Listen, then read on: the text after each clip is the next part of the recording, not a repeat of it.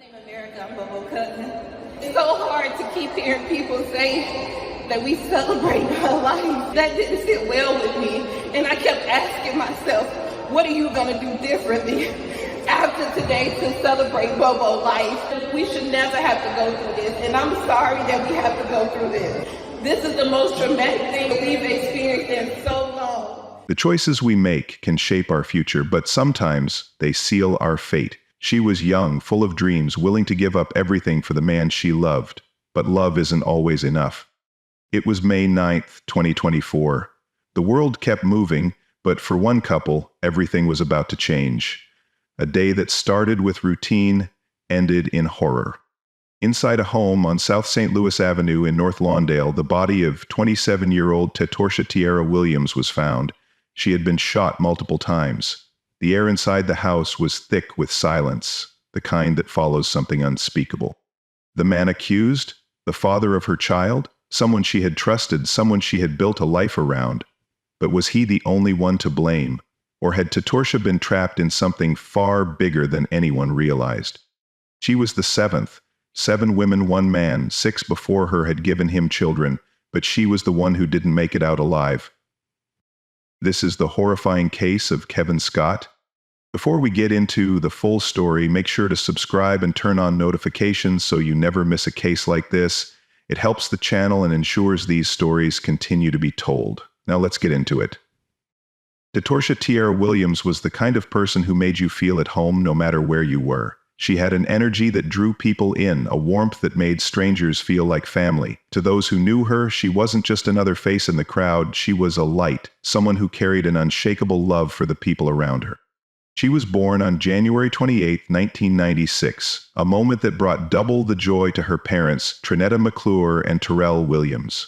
Tetorsha was a twin, and from the moment she and Tetisha entered the world, their bond was unbreakable. They were each other's safe space, always knowing they had someone to lean on no matter what.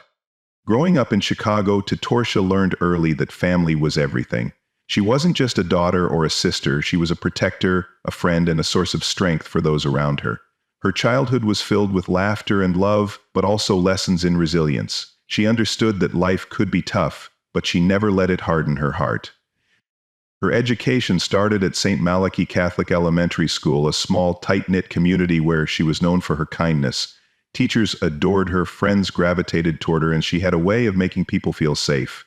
She later attended Our Lady of Tepeyac High School, where she carried that same spirit, loyal, hard-working, always willing to lend a hand. After high school, she took a step toward higher education, enrolling at Malcolm X College.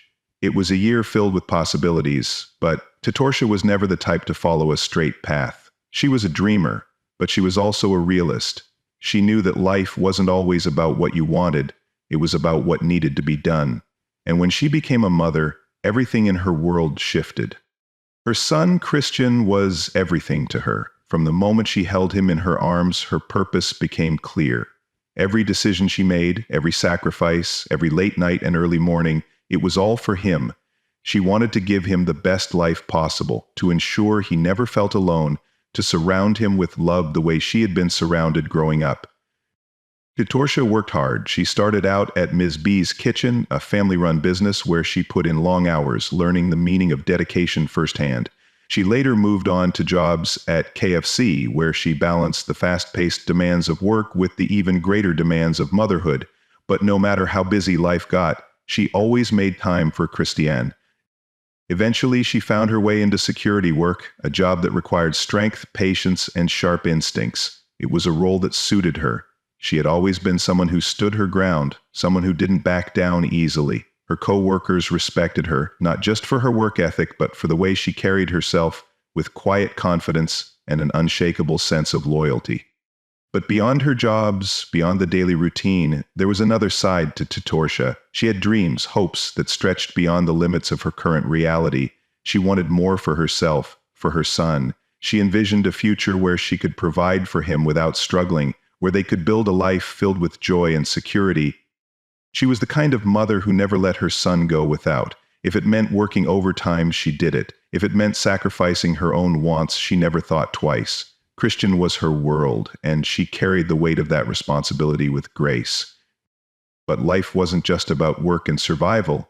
Tatorsha had a heart that longed for love, for companionship, for something deeper. She believed in second chances, in the idea that people could change, that love could transform even the most broken souls. And that belief led her to Kevin Scott.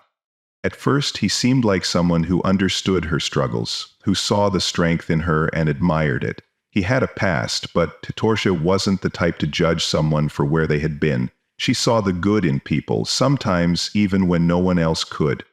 But love can be blinding, and sometimes the people we trust the most are the ones who hurt us in ways we never saw coming. Tatorsha's world was about to change. The sacrifices she made, the trust she gave, the future she dreamed of, it was all leading to a moment she never could have prepared for. And on May 9, 2024, everything came crashing down. Tatorsha had always been strong. No matter what life threw at her, she found a way to push forward, to carry the weight of responsibility without breaking. But love has a way of complicating things, of making even the strongest hearts vulnerable. When she met Kevin Scott, known to most as Rel, she saw something in him. Potential, maybe. A chance at building something real, something lasting. At first, their connection seemed natural. Two people drawn together by circumstance and emotion. He had a charm about him, a way of making her believe in the possibility of something better. Tatorsha wasn't naive. She had seen enough in life to know that people were layered, complicated, but she also believed in second chances, in the idea that love could be transformative. Their relationship wasn't perfect, but whose was? There were good days, the kind that made the bad ones feel distant, almost forgettable. The laughter, the small moments of tenderness, the feeling of being a family. When their son Christian was born, Tatorsha's purpose became even clearer. She was determined to build a life where he would never feel uncertain, never doubt that he was loved. But love alone doesn't always fix things. Slowly, almost imperceptibly, the dynamic between them began to shift. At first it was just tension, unspoken frustrations, small arguments that seemed to come out of nowhere. It wasn't unusual for couples to go through rough patches, but there was something different about this. Kevin had a past, one that followed him like a shadow. There were things he wouldn't talk about, parts of his life that felt just out of reach. Tatorsha wanted to believe that the man she loved was separate from whatever history he carried, that the version of him she saw was the only one that mattered. But secrets have a way of surfacing, of creeping into the spaces where trust should be. The late nights, the unexplained disappearances, she noticed them, even if she didn't always say anything. She wanted to believe there was a reason, that the answers were just waiting for the right time to be revealed. But deep down, doubt had started to settle in. And then came the moments that were harder to ignore. The shift in his tone when things didn't go his way, the way his patience seemed to wear thinner by the day. She wasn't the kind of woman to back down, to let herself be diminished, but even the strongest hearts can grow weary. Tatorsha's family saw the changes too. They noticed how the light in her eyes wasn't as bright, how she carried herself just a little differently. Her twin, Tatisha, knew her better than anyone, and she sensed the weight Tatorsha was carrying. There were whispers, concerns exchanged behind closed doors, but Tatorsha wasn't one to be told what to do. She was determined to fix things, to make the relationship work, for her, for Christian, for the life she had envisioned. But love, when built on shaky ground, has a way of crumbling. Kevin's behavior became more erratic. The man she had once trusted now felt unpredictable, like a storm she couldn't quite see coming. She had always been good at reading people, at sensing danger before it arrived, but love can cloud even the clearest instincts. The people around her started to see what she couldn't, or maybe what she wasn't ready to admit. There was an unease that lingered whenever he was around, a feeling that something wasn't quite right. Tatorsha was not the kind of woman who lived in fear, but fear isn't always a sudden thing. Sometimes it creeps in slow and insidious, settling in the spaces between what we know and what we refuse to see. And then there were the threats.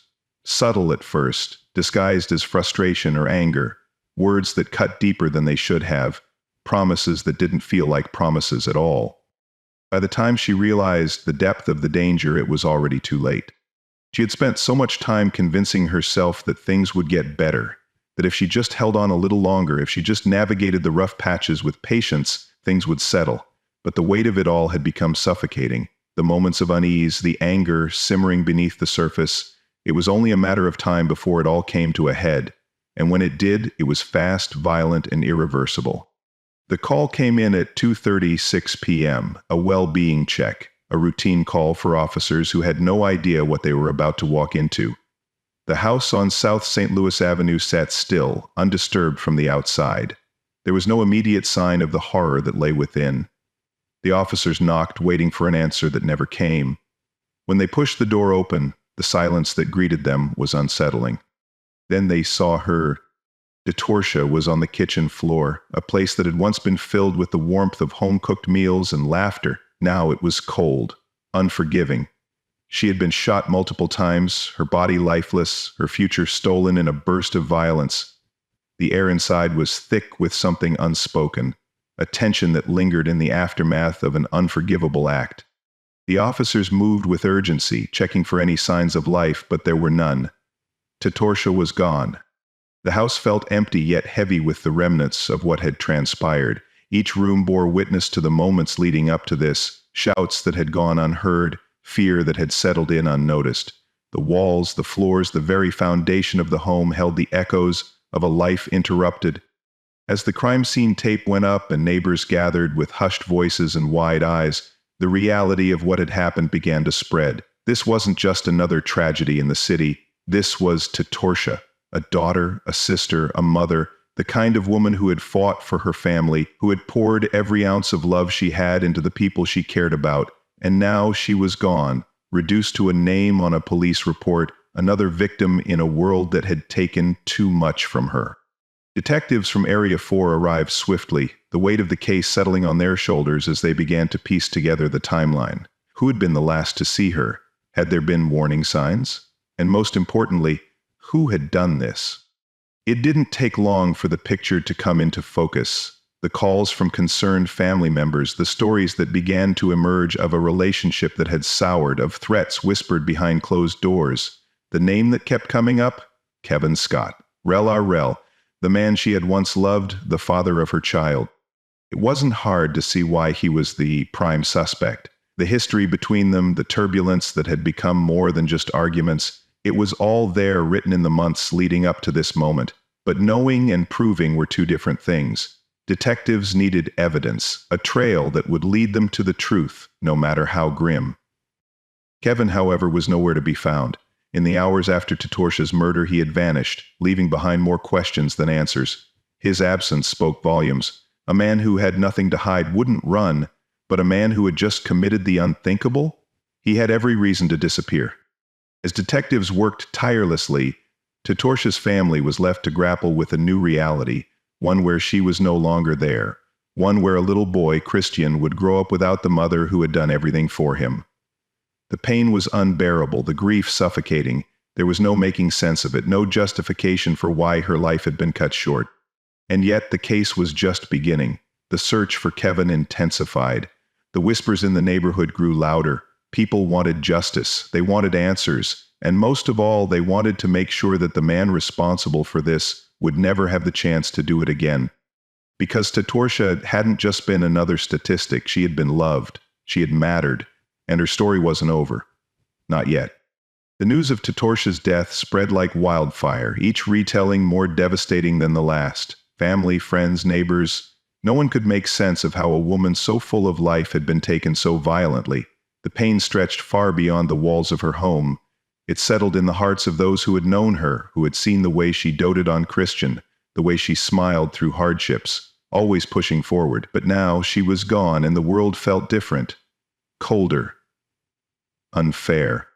Her aunt, Sabrina Love, could barely hold herself together. Every breath felt heavier than the last, each word she spoke a reminder of the nightmare they were now living.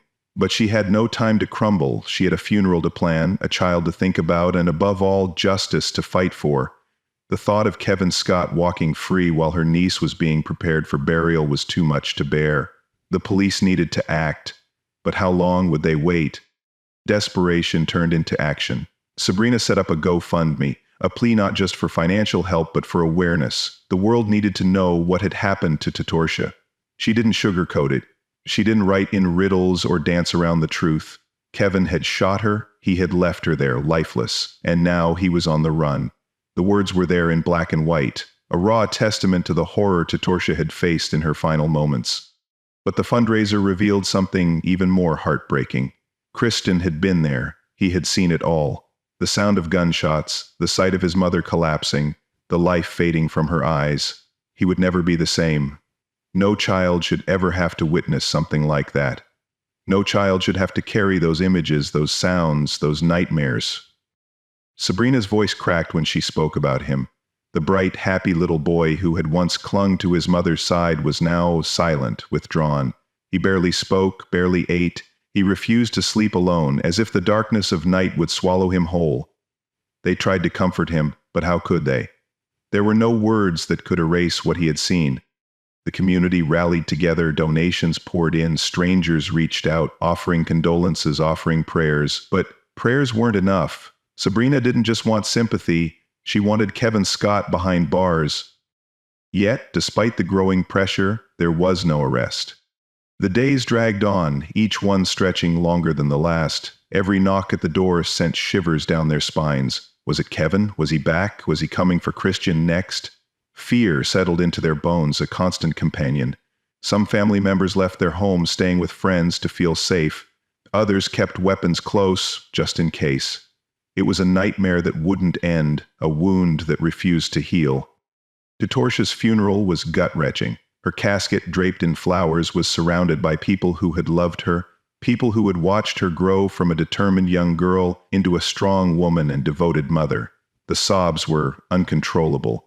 Christian, too young to fully understand but old enough to feel the weight of loss, clung to Sabrina's side.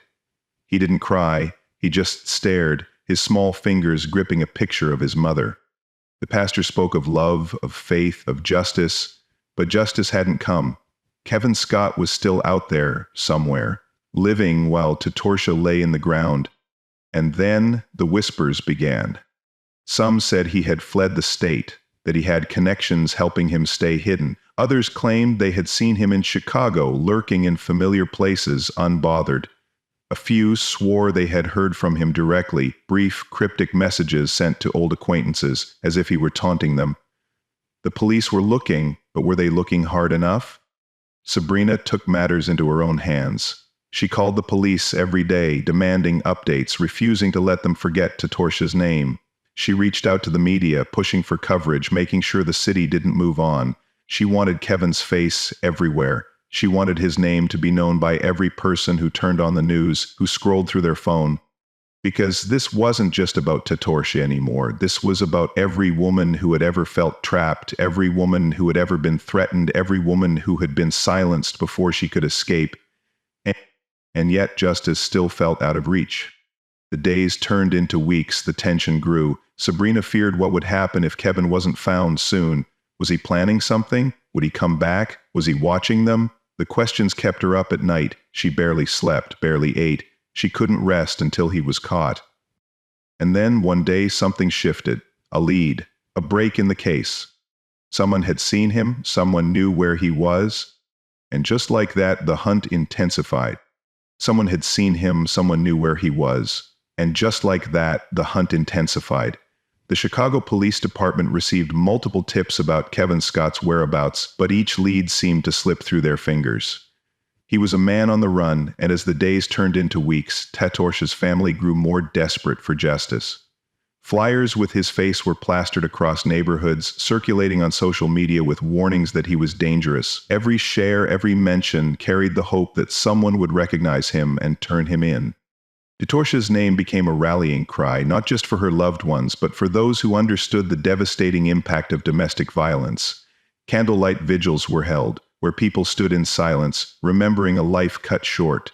Mothers clutched their daughters a little tighter, and fathers made quiet vows to protect the women in their lives. But for Tatorsha's family, the pain was personal. Her son Christian was now motherless, robbed of the warmth and love that Tatorsha had fought so hard to give him. The justice system moved slowly, frustrating those who knew that every passing day without an arrest meant the possibility of Kevin Scott slipping further out of reach.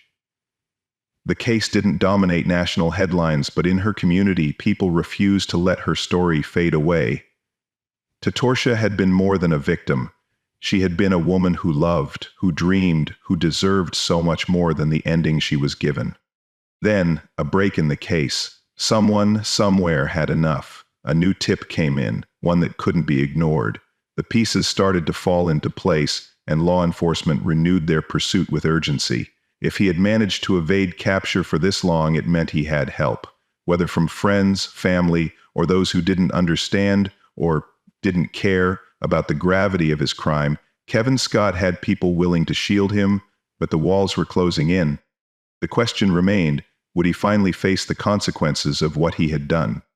Tatorsha's funeral was a heartbreaking reminder of all that had been stolen from her. St. Malachi Church was filled with mourners who struggled to say goodbye.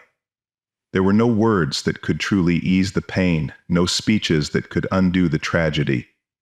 Christian, too young to fully grasp the weight of his loss, was surrounded by family who would do their best to give him the love Tatorsha had wanted for him, but nothing could replace her. Even as they laid her to rest, there was unfinished business. The pain of losing her was only made worse by the fear that Kevin Scott could escape justice. Her family, her friends, and the community that had rallied behind her would not allow that to happen. They continued to fight, demanding that her story not be buried with her. Tatorsha Williams was more than just another name in a tragic news story. She was a mother, a daughter, a friend. She was a woman who deserved safety, love, and a future. And as long as the people who loved her kept fighting, her name would never be forgotten. If you believe justice should be served for Tatorsha, make sure to subscribe to the channel. Only those who think justice doesn't matter would ignore this.